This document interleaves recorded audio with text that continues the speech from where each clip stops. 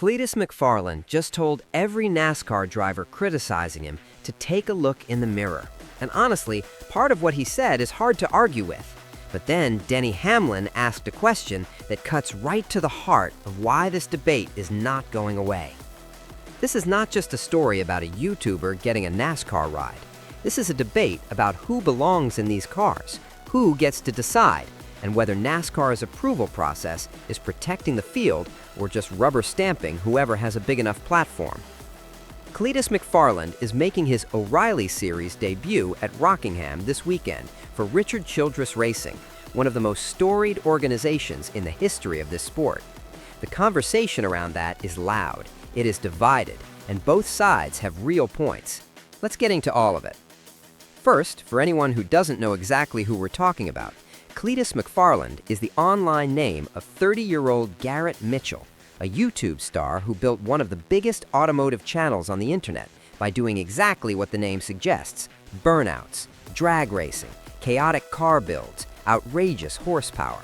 He has millions of followers, he owns his own drag strip called Freedom Factory in Florida, and he has turned a genuine love of cars into a massive media business. He is not a fake car guy. He genuinely races. He has competed in drag racing, in endurance events, in grassroots motorsports. The passion is real.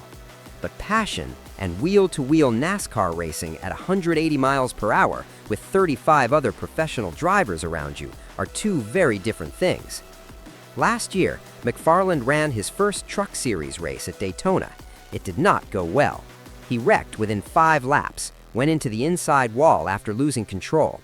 The saving grace was that he did not collect any other trucks on his way in. It was a solo incident. But watching the footage, it was clear from the very first lap that the car was not under control. He was out of his depth, moving around the track in a way that made experienced people in the garage immediately uncomfortable. Multiple drivers spoke out publicly after that race, calling for NASCAR to tighten its approval process. The argument was simple. You cannot hand someone with limited oval experience a Truck Series car at Daytona just because they have a YouTube channel and expect it to end well for everyone around them. Now, less than a year later, McFarland is back.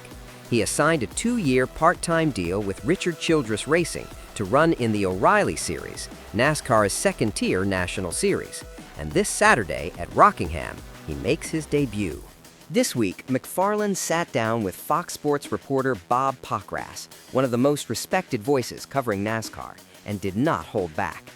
He acknowledged that he sees the criticism, all of it, and then he explained why it does not change anything for him.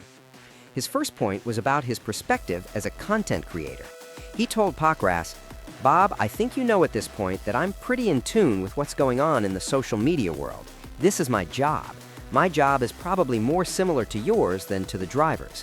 I am a social media guy. That's how I got in this position, so I see it a lot." That is an unusually self-aware statement from someone in the middle of this kind of controversy. He is not pretending he got this seat because of a traditional racing career path. He knows exactly why the phone rang. His platform, his audience, his brand, that is what made Richard Childress Racing call. He is owning that completely, rather than trying to reframe it. Then came the line that is going to stick. When asked about the drivers criticizing him, he said, "At the end of the day, all these guys can say whatever they want about me, but if Richard Childress called them and said, 'Hey, you want to come drive our car?' all of them would have taken that opportunity too. And if NASCAR is letting me do it, I'm in. I'm here, and no one can save me but myself at this point. Once I get on that track on Saturday, it's up to me." That is sharp, and it is largely true. You can criticize the system that created the opportunity, but turning down a seat with Richard Childress Racing, a 3-time Cup Champions team, because you are worried about public perception? Almost nobody on that grid would do that. He's right about that part. The accountability piece at the end is also important. No one can save me but myself. He is not hiding behind RCR, behind NASCAR's approval process, behind his management team. He is putting the responsibility directly on himself. That is the right answer. Whether he can back it up on track is the question that only Rockingham can answer. But here's where this story gets genuinely complicated, because Denny Hamlin is not one of the drivers throwing cheap shots from the outside. He actually watched Cleetus at Daytona, And what he said this week on his Actions Detrimental podcast is more nuanced and more serious than most of the criticism flying around on social media. Hamlin started by giving Cleetus real credit as a person. He said, "Cleetus has been ultimately one of the most humble people. When I hear him do his serious interviews, like with Dale Earnhardt Jr. and whatnot, he is very humble when it comes to these opportunities that he's getting." That matters. Hamlin is not dismissing McFarland as a person or questioning his character. He is separating the human being from the racing question. And then he went straight to the racing question. "But I watched him in that truck race at Daytona, and truthfully, he was out of control for all of the laps before he wrecked. You could just see it. I know the sport.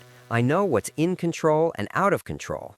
I was like, oh man, this is not going to end well." Denny Hamlin has made close to 700 Cup Series starts. He has won over 60 races. He has run Daytona more times than most people have had hot meals. When he looks at someone on a superspeedway and says they are out of control, that is not an opinion shaped by social media jealousy. That is a professional evaluation from someone who has spent his entire life reading race cars and drivers. Then he asked the question that cuts straight to the core of this whole debate. Should guys that are running full-time for points, for championships, have to be potentially affected if he ends up spinning to the right and wiping out half the field, versus going to the left and only wiping himself out? Sit with that for a second. At Daytona, Cleetus went into the inside wall alone. That was the good version. The version where he went right instead of left could have ended careers, could have destroyed cars worth hundreds of thousands of dollars, could have injured drivers. The margin between solo wreck and 15-car accident at Daytona is not a skill gap, it is just luck in geometry. Hamlin is not saying McFarland is a bad person. He is asking whether the sport's current approval standards are adequate to protect the people who race for their livelihoods every single week, alongside drivers who are still developing. Let's zoom out, because this debate is really about two separate things that keep getting mixed together. The first question is about Cleetus McFarland specifically. Has he done enough preparation between Daytona and Rockingham to be significantly better? He has had more seat time, more testing, more coaching through RCR's program. The O'Reilly Series is also a different challenge than the Truck Series. Different cars, different tracks in the schedule. Rockingham is a 1-mile oval, which is a more conventional environment than a superspeedway. If he has done the work, this weekend could look very different from Daytona. The second question is bigger and more important. What is the standard NASCAR should hold for any driver, content creator or not, before they are approved to race among full-time professionals? Right now, the process exists, but the Daytona situation showed it is possible to get through it and still be visibly out of control in race conditions.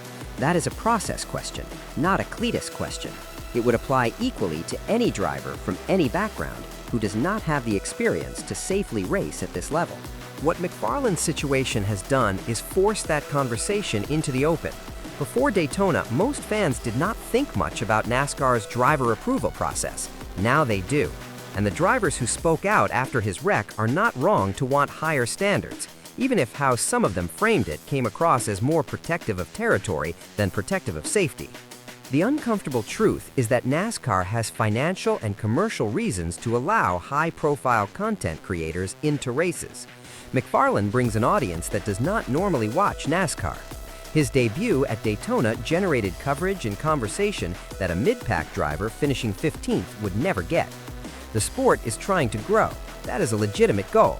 The challenge is doing it without compromising the standards that protect everyone on track. Here's where I land on all of this, honestly.